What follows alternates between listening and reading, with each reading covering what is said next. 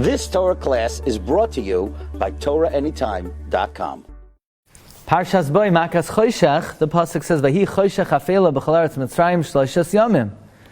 Fragt Rashi akasha, Lama hivi aleim Choshech. Why did God bring Choshech on the Mitzrayim? And Rashi gives two terutzim that Hashem had a good reason to bring Makkas Choshech. Number one, to kill the Rishei Yisrael, and number two, to find the vessels of the Egyptians. But the question that's raised in the Sefer Biurei Mahari, the Sefer on Chumash of the Chumash Hadeshen, Rabbi Israel, is why is Rashi asking a question, why did God bring Choshech? Rashi didn't ask why God brought Dam, Tzfardei, Akinam, Arav, Dever. And further, why is Rashi asking, why did Hashem bring Choshech? What's the big kasha on Choshech?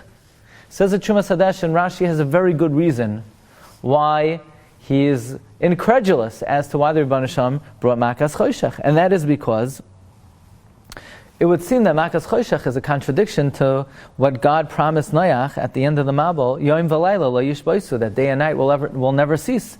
And here, in fact, day and night ceased. It was dark for 6 consecutive days. Isn't this a contradiction to Hashem's promise to Noach? And the answer is that this is not a contradiction, because Ulachal b'nei Yisrael haya'ar b'mayshvaisam, for Klal Yisrael, it was all light. The darkness was only for the Mitzrayim.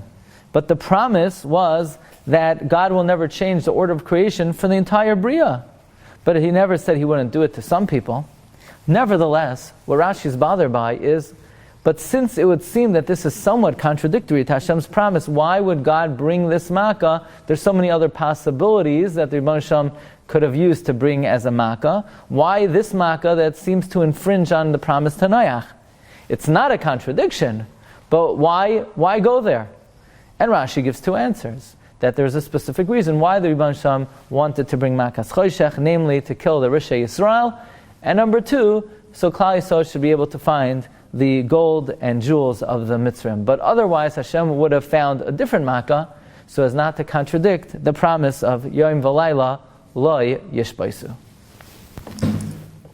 You've just experienced another Torah class brought to you by TorahAnytime.com.